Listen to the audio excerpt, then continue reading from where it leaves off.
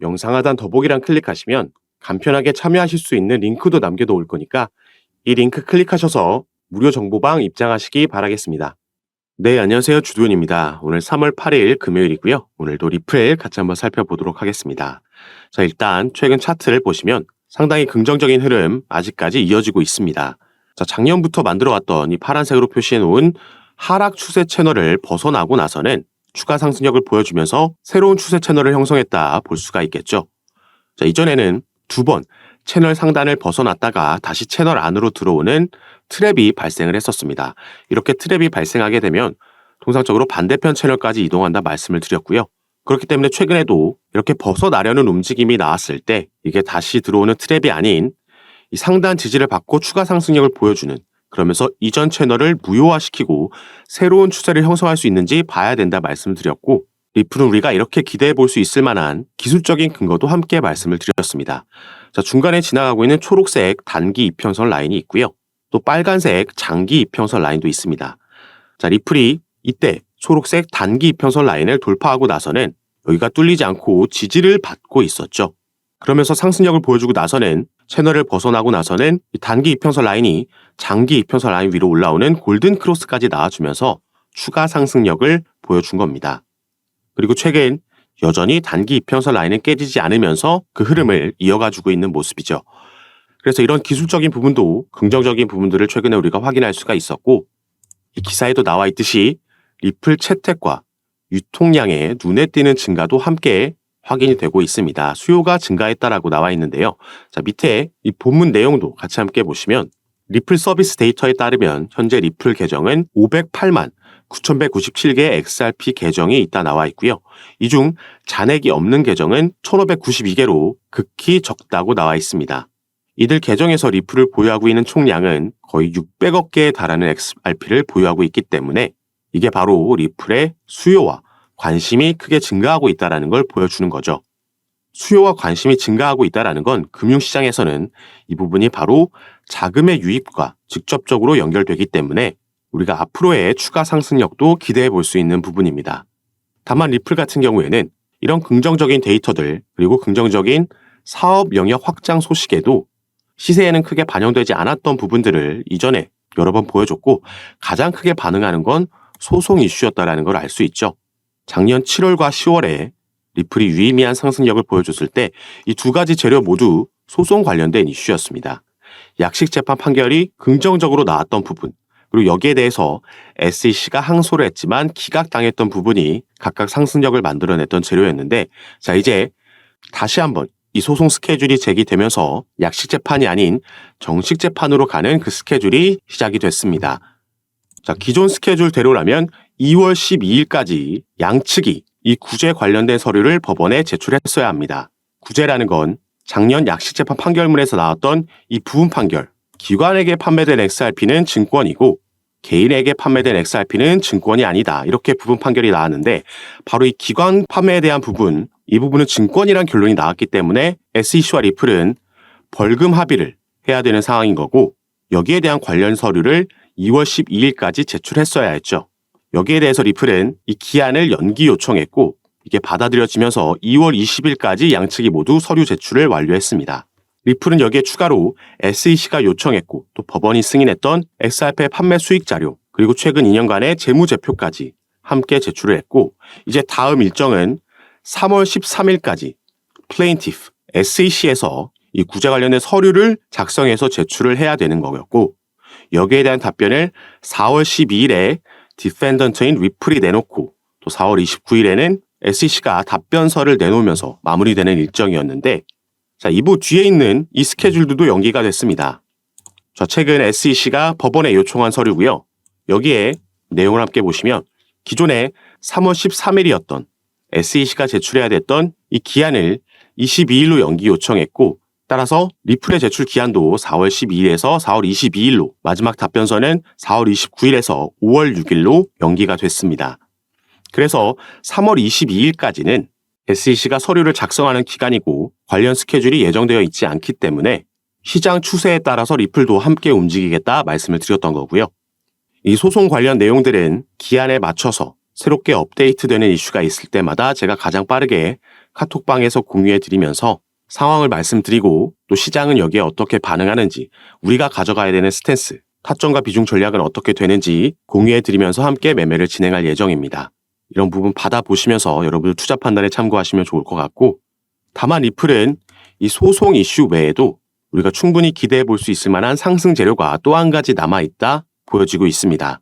그리고 이렇게 예상해 볼 수 있는, 긍정적으로 전망해 볼 수 있는 그 근거들도 여럿 이미 나왔기 때문에 지금부터는 여기에 대해서도 함께 살펴보면서 설명드리도록 하겠습니다. 오늘 말씀드릴 이 내용이 이미 XRP를 보유하고 계신 분들, 리플에 투자하고 계신 분들뿐만 아니라 신규 투자를 고려하고 계신 분들께도 분명히 도움이 될 만한 내용이니까요. 여러분들께서는 오늘 영상 꼭 끝까지 시청해 주시고 그 전에 밑에 있는 구독과 좋아요 버튼도 한 번씩만 눌러주시면 제가 이렇게 영상 제작하는 데에 큰 힘이 된다라는 점 먼저 말씀드리고 바로 이 내용 같이 한번 살펴보도록 하겠습니다. 자, 리플은 2월 초에 미국 내에서 다시 송금 사업을 재개하겠다라는 발표를 했고요. 그 후 일주일 만에 스탠다드 커스티디언 트러스트라는 미국 내에서 정부의 인가를 받은 암호화폐 수탁 업체를 인수했다라는 발표를 했습니다. 자, 리플은 2020년도 12월 달에 SEC에서 미국의 증권거래위원회에서 처음 리플의 소송을 제기하고 나서 미국 내 사업을 철수할 수밖에 없었고, 그래서 많은 거래소에서도 상장 폐지되는 악재가 잇따라 나왔습니다. 이 이후부터는 리플의 대부분의 수익은 미국 외에서 발생을 했었고, 그래서 비교적 최근까지도 리플이 본사를 유럽이나 두바이 쪽으로 옮길 수도 있다, 유럽의 영국이나 아일랜드에 이런 부분을 실제로 알아보고 있다라는 뉴스들도 나왔습니다. 그런데 2월 달 들어서면서 미국 내 사업을 재개하겠다라는 발표를 한 거고 실제로 그런 움직임을 가져갔다라는 거죠. 자, 그러면은 리플이 왜 이 시점에서 어떤 걸 믿고 다시 미국으로 돌아와서 사업을 재개하려는 건지, 이 부분이 오늘 말씀드릴 중요 포인트가 되겠습니다. 자, 리플 관련해서 최근 이런 소식이 전해졌습니다. 코인리스를 비롯한 국내 매체에서는 크게 다뤄지지 않았기 때문에, 속보로도 전달되지 않았기 때문에 모르시는 분들이 많으신데, 자, 코인베이스라는 미국의 암호화폐 거래소에 리플이 이 선물 시장에 새롭게 상장이 됐습니다.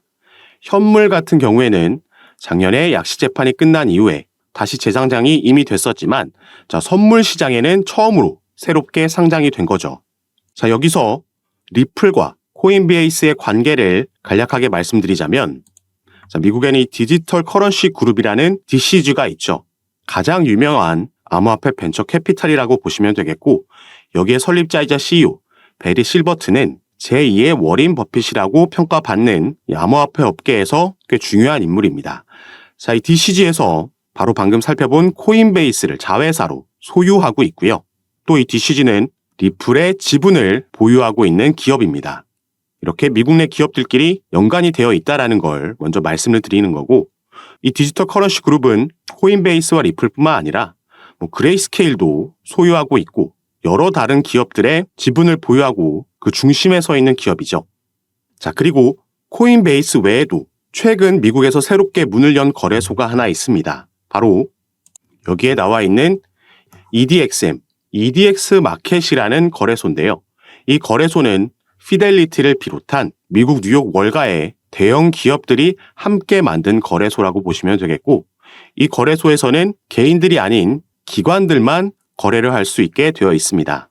비교적 최근 작년 6월 달에 6월 22일부터 거래가 시작된 거래소인데, 이 대형 자산운용사들이 함께 만든 거래소다 보니까 출시 전부터 엄청난 주목을 받았었고요. 이 EDX 마켓이 출범할 당시에 상장이 되고 거래가 가능했던 코인들은 이렇게 단 4개의 코인만 있었습니다. 자, 비트코인, 이더리움, 라이트코인, 그리고 비트코인 캐시, 이렇게 4개의 코인만 거래가 가능했었는데, 자, 이 중 비트코인 캐시는 작년 11월 달에 상장 폐지가 됐죠. 그래서 당시에 떠돌던 루머가 바로 EDX 마켓에서 비트코인 캐시가 상장 폐지됨에 따라서 그 비어있는 자리에 리플이 추가될 수도 있다라는 루머가 돌고 있었습니다. 다만 이 부분은 실제로 진행되지는 않았고 당시에, 그렇기 때문에 시간이 지남에 따라 조금 이 루머가 수그러든 모습을 보이고 있는데, 자, 그런데 코인베이스에서 이 리플을 선물 시장에 신규 상장했다라고 조금 전에 말씀을 드렸죠. 이게 얼마 전인 2월 23일 날 이런 일이 있었던 거고요. 그래서 우리가 코인베이스의 홈페이지에 가서 이 선물 시장 쪽을 살펴보면 자, 이 영구 선물 시장 쪽에는 상장되어 있는 코인들이 많지 않고요. 그래서 밑에서 이 소개되어 있는 코인들을 보면 단 4개의 코인밖에 없습니다. 자, 이 코인들은 비트코인, 이더리움, 라이트코인, 그리고 최근 추가된 바로 리플의 XRP죠. 자, 위에 3개의 코인, 방금 우리가 살펴본 코인들이죠. 바로 이 EDX 마켓에 이제 비트코인 캐시가 상장 폐지되고 나서 남아있는 3개의 코인들입니다. 비트코인, 이더리움, 라이트코인. 지금 이런 연관성이 보이고 있는 거고요. 미국의 증권거래위원회 위원장 이 게리 갠슬러라는 인물도 작년에 이러한 발언을 했습니다. 자, 비트코인, 이더리움, 라이트코인, 비트코인 캐시는 증권 여부를 장담하기 어렵다. 이렇게 발언을 한 거죠. 자, 이 4개의 코인도 아까 우리가 살펴봤던 EDX 마켓이 출범할 당시에 상장되어 있던 그 4개의 코인들입니다. 그리고 현재는 우리가 살펴봤듯이 비트코인 캐시는 상장 폐지가 된 거고 바로 이 자리에 리플의 XRP가 상장될 수 있다라는 전망을 해보고 있는 거죠. 리플이 계획을 바꾸면서 미국 내에 다시 돌아오겠다, 미국 내 사업을 재개하겠다 발표했던 그 배경에는 여러 미국의 대형 기관들, 당장 EDX 마켓에도 피델리티를 비롯한 기관 투자자들이 대거 함께하고 있고 또 DCG, 여기에 코인베이스까지 전부 미국 내 대형 기업들이죠. 리플과 하나같이 연관성이 있는 기업들이고 그래서 우리가 기사나 속보에서 많이 찾아볼 수 있는 뉴스가 리플의 시세는 하락하고 있지만 이런 저점 때마다 고래들, 기관 투자자들은 매집한다라는 기사를 많이 볼 수 있었던 겁니다. 당연히 이 기관 투자자들은 이러한 주요 내용들이 오피셜하게 뉴스로 발표되기 전에 미리 그 소식을 알 수밖에 없겠죠. 그래서 우리가 다른 코인들에서도 볼 수 있는 게 갑자기 급등하는 코인들이 있는데 왜 오르지 하고 몇 시간 뒤나 다음 날에 이 코인이 어느 거래소에 새롭게 신규 상장된다라는 속보가 그때서야 뜨는 거 많이 경험해 보셔서 아실 겁니다. 그리고 지금 SEC와 진행하고 있는 소송 같은 경우에도 리플에게 불리할 게 전혀 없는 상황입니다. 최근 이 소송 관련 이슈로는 이 SEC의 책임 변호사가 리플과 코인베이스의 소송을 담당하고 있던 암호화폐 소송부서 책임자 이 라단 스튜어트가 SEC를 떠났다는 소식이 전해졌고요. 그러면서 화이트 앤 케이스라는 최근 피델리티가 비트코인 ETF 서류를 제출할 때 여기에 자문을 제공한 로펌에 새롭게 이직을 하게 됐다는 소식이 전해졌습니다. 그리고 직접적으로 SEC와 리플이 벌이고 있는 소송 외에도 제가 이전 영상들에서 말씀드렸던 지금 SEC 내에서 진행되고 있는 이 조사 결과에 따라서 이 조사라는 건 2021년도에 인파워 오버사이트가 SEC를 상대로 소송을 제기했던 전직 SEC 관리들이 리플과 XRP에 대한 편견을 가지고 있다는 주장, 여기에 대한 조사가 진행되고 있는 거고요. OIG가 이 수사를 진행하고 있는 여기서 불법 행위를 발견하게 되면 SEC는 항소 계획을 종료할 수 있으며 당연히 이건 리플에게 호재로 작용을 할 겁니다. 이것뿐만 아니라 함께 진행되고 있는 SEC와 코인베이스의 소송에서 코인베이스는 현재 SEC가 미국 암호화폐 거래소를 규제할 법적 권한이 없다라고 주장하면서 기각 신청서 모션 투 디스미스를 제기를 한 상황입니다. 그리고 이 부분은 언제든지 법원 판결이 지금 나올 수 있는 상황인 거죠.